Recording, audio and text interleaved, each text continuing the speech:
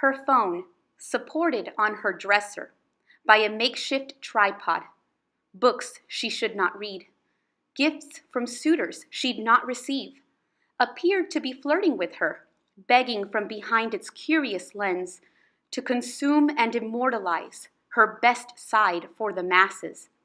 It had persisted for more than an hour. The gallery was getting full, but finally, upon her face, crept the coy smile that made this one the keeper. Mona Lisa Selfie by A. Simon. Good morning, Celtics. Welcome to another edition of Writing Contest Updates here on WICS Celtic News Network, where I provide you with all the details of our upcoming quarterly writing contests. That short poem you just heard is an example of a unique, niche type of poetry known in literary circles as ekphrastic poetry. The term ekphrasis is a Greek word that means description of visual art. Ekphrastic poetry, therefore, is a type of poetry that either describes visual art or provides commentary on its features, much like my poem about Da Vinci's Mona Lisa does. One of the most intriguing mysteries in all of art history is that of the Mona Lisa's odd and misplaced smile, considering that during those times, smiling to have your portrait taken was not a common or acceptable practice.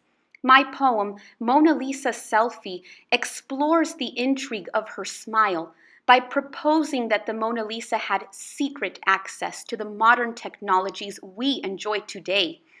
The poem ultimately suggests the possibility that she was the originator of the modern selfie by implying that what we are viewing when we see her portrait is in fact the product of a long and arduous selfie session, much like the ones that teenagers and young people today go through as they search for the perfect pose and the most flattering smile to post on social media.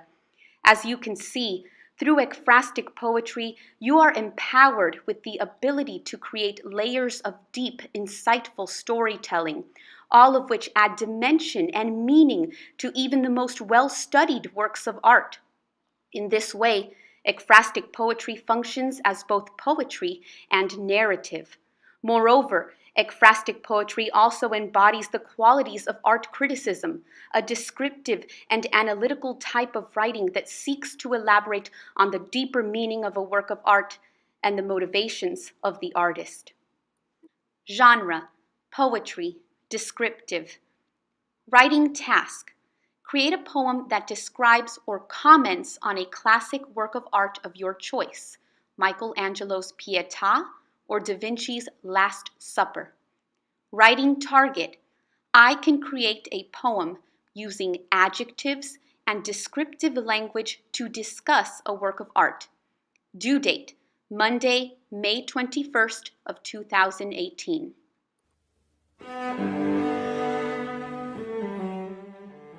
Michelangelo's Pietà is easily one of his most recognized and personally fulfilling achievements. In fact, it is the only work to which he signed his own name, a little-known fact that speaks volumes of his own opinion on his work.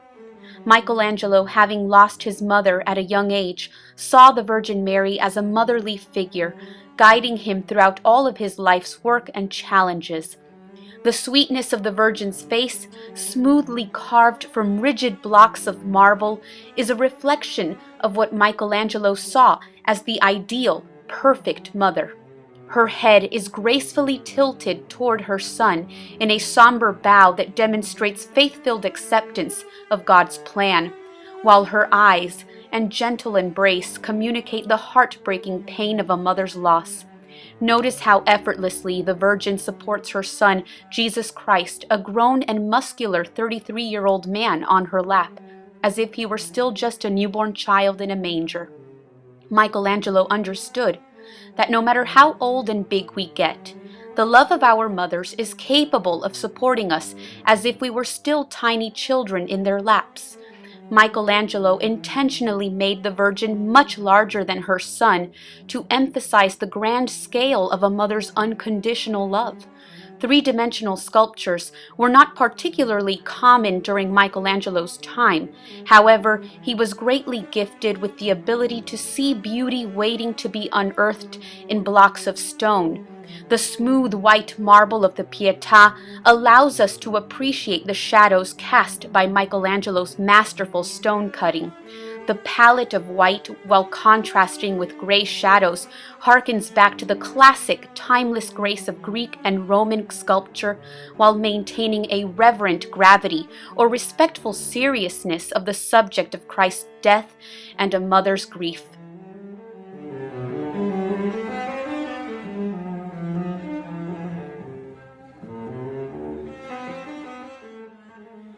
Just as the Pietà is Michelangelo's masterpiece, Leonardo da Vinci's most masterful contribution to art history is The Last Supper. Unfortunately, this delicate painting, created with oil and tempera applied to drywall, has struggled to survive since da Vinci's era. What you are viewing now is a restored version of the painting in all of its colorful, pigmented glory. Notice that Jesus is the focal point of the painting, the exact middle and literal centerpiece of the table. The apostles are cleverly arranged in 4 groups of 3 as a representation of the 4 Gospels of the New Testament in the Bible. Behind Jesus are 3 open windows depicting a beautiful landscape that becomes hazier in the distance. The 3 windows, located directly behind Christ, remind us of the Holy Trinity, one God in 3 persons, with God the Son in the middle, just as he would be when you make the sign of the cross to pray. This Renaissance technique of creating depth in a painting by using landscapes in the background is known as aerial perspective. Typically, it adds visual interest, but in this case, Da Vinci uses it not only to add visual depth, but also theological or religious depth to the painting's symbolic language. Da Vinci brings contemporary relevance to the Last Supper by depicting Jesus and his disciples gathered in a Renaissance-style refectory or a common dining room used by monks and seminarians during the Middle Ages. This is a reminder to members of the clergy and priesthood of the religious duties they are carrying out in the apostolic tradition. The most salient feature of Da Vinci's Last Supper is the point in the narrative, or the part of the Last Supper story that we are witnessing.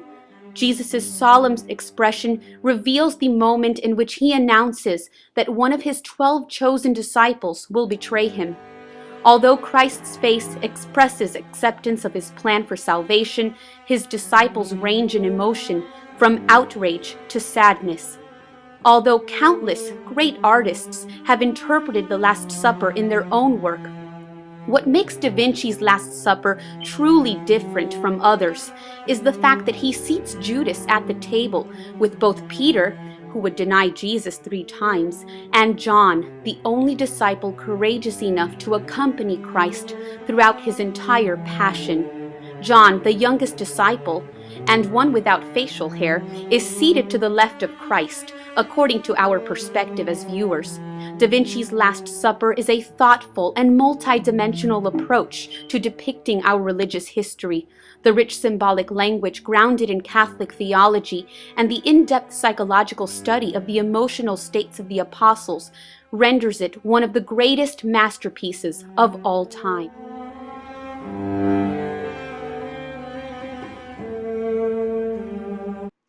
Step 1. Choose a work of art. Select a work of art to be the focus of your poetry. For the purposes of this assignment, your options have been pre-selected for you. Mindful of our Catholic identity here at Immaculate, you will have a choice between Michelangelo's Pietà and Da Vinci's Last Supper. Whether Michelangelo's Pietà or Da Vinci's Last Supper, you should spend some time observing the work of art that you've chosen. Take notes on what you see and how you can use these details in your poem. Focus on color, form, composition, and content. Does the artist use vibrant, happy colors that invoke energizing emotions like joy and excitement? Or does the artist use a darker, shadier, contemplative palette that draws out draining emotions of sorrow, loss, or fear? What is going on in the scene? What is in the background or landscape? Who is depicted in this artwork? What is happening between the people in the artwork? What could be going on in their heads? What could have been going on through the mind of the artist as he created this work? Step 3. Rough draft. As you start writing your rough draft, you should decide on the form of your poem. Will it be a rhyming poem or a free verse poem? If you are in middle school, you can make advanced technical calls, like choosing to include literary devices such as alliteration and assonance, and designing appropriate metaphors and similes for your poem. Just remember not to impose too many restrictions, especially if you are new to writing poetry. It doesn't have to rhyme, and it doesn't have to follow a particular pattern if you don't want it to. However, no matter what form you choose and what stylistic risks you take, remember that it does need to be grammatically sound. Step 4. Revise.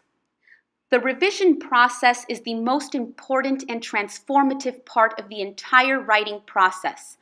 Your degree of success as a writer hinges on good revision practices. While seasoned professional writers agree that the writing process is never done, that minor edits can always be made, as a writer, you have a responsibility to ensure that your thoughts and your vision have been relayed in a way that is virtually free of error, that your thoughts are protected by strong grammatical sense and discerning revision practices. Grammatical errors will detract from your reader's understanding or enjoyment of your work. Unrevised work will not only put off a savvy reader, but it may call into question the quality of your thought process, logic, or imagination.